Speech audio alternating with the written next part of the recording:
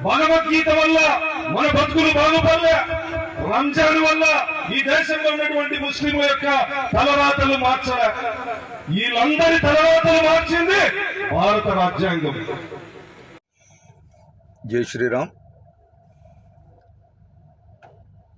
మడకసిరలో జరిగిన అంబేద్కర్ విగ్రహ ప్రతిష్ఠా కార్యక్రమంలో మడకసిర నియోజకవర్గానికి చెందిన స్థానిక శాసనసభ్యులు శ్రీ గౌరవనీయులు ఎంఎస్ రాజు గారు బహిరంగ సభలో మాట్లాడుతూ, భగవద్గీత మన బతుకులను బాగు చేయదు అని ఒక ప్రజాప్రతినిధిగా వారు బహిరంగ సభలో మాట్లాడడాన్ని విశ్వ హిందూ పరిషత్ తీవ్రంగా ఖండిస్తున్నది.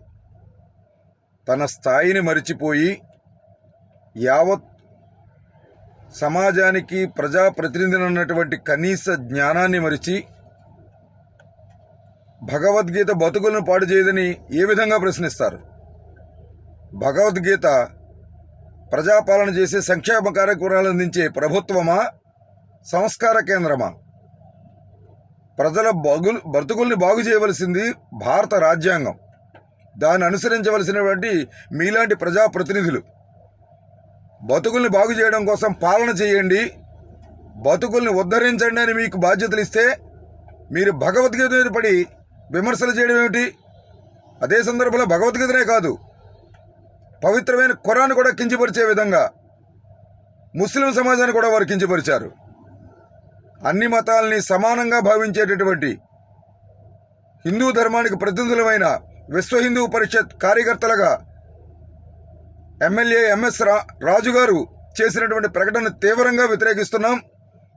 భగవద్గీత మీద అవాకులు చవాకులు మాట్లాడినందుకు వారు యావత్ హిందూ సమాజానికి వెంటనే క్షమాపణ చెప్పాలని డిమాండ్ చేస్తున్నాం. ఎందువల్లంటే భగవద్గీత సంస్కారాన్ని అందిస్తుంది, ఎలా జీవించాలో నేర్పుతుంది. భారత రాజ్యాంగము ప్రజలకి హక్కులను అందిస్తుంది, నేతలు ఎలా పరిపాలించాలో చెబుతుంది. బతుకులు బాగుపడాలంటే మీ పాలన బాగుపడాలి. మీ పాలన గురించి ఆలోచించుకోవాల్సిన మీరు భగవద్గీత గురించి ప్రసంగాలు చేయడం మానుకోవాలని, చేసిన తప్పుకి, చేసిన ప్రసంగానికి, భగవద్గీతను విమర్శించినందుకు హిందూ సమాజానికి క్షమాపణ చెప్పాలని విశ్వ హిందూ పరిషత్ డిమాండ్ చేస్తున్నది.